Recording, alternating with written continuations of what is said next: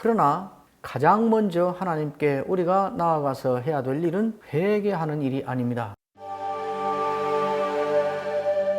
우리가 살면서 환난에 닥치고 큰 어려움의 상에 부딪혔을 때에 가장 먼저 해야 되는 일은 무엇일까? 이 일을 어떻게 하면 해결할 수 있는가? 누구를 만나서 부탁하면 해결할 수 있는가? 우리가 어떤 수를 동원하면 이 일을 벗어날 수 있는가? 그렇게 할 일이 아닙니다. 최우선적으로 우리 신자가 그리고 교회가 해야 될 일은 하나님께 살려달라고, 하나님께 이 일을 면하게 해달라고 하나님께 나아가는 것입니다. 그러나 가장 먼저 하나님께 우리가 나아가서 해야 될 일은 회개하는 일이 아닙니다. 잘못 들으면, 오해를 하면 매우 위험한 말인 것처럼 들릴 수 있지만 우리가 가장 먼저 해야 될 일은 하나님께 나아가서 죽겠다고, 못 살겠다고, 무서워 죽겠다고, 살기 힘들다고, 아프다고, 두렵다고, 나 좀 살려달라고 그렇게 기도하는 것입니다. 진노 중에라도 긍휼을 잊지 마옵소서. 죽을 죄를 지은 줄 알면 내가 죽어야 된다는 걸 압니다. 내가 굶어야 된다는 거 압니다. 내가 망해야 된다는 거 잘 압니다. 저는 할 말이 없습니다. 제가 잘못했으니까요. 그런데 하나님 때리시니까 제가 아파서 못 살겠습니다. 나 아픈 거 싫어요. 그러니까 아프게 하지 말아주세요. 어떻게 보면 매우 뻔뻔한 기도처럼 보입니다.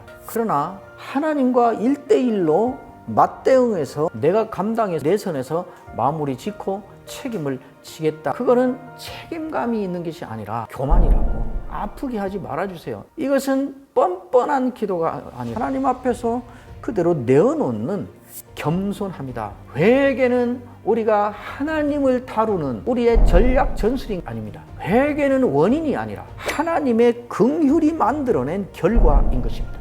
회개마저도 하나님의 긍휼인 것입니다. 회개하고 있는 이것이 하나님이 내게 은혜 주시고 있구나, 하나님이 내게 긍휼을 베푸시고 있구나 라는 확실한 증거인 것입니다. 우리가 해야 될 기도는 하나님 이것도 잘못하고 저것도 잘못하고 회개의 목록을 제시하는 것이 아니고 하나님 제가 범한 대로 저를 다루지 마시고 저를 불쌍히 여겨주세요.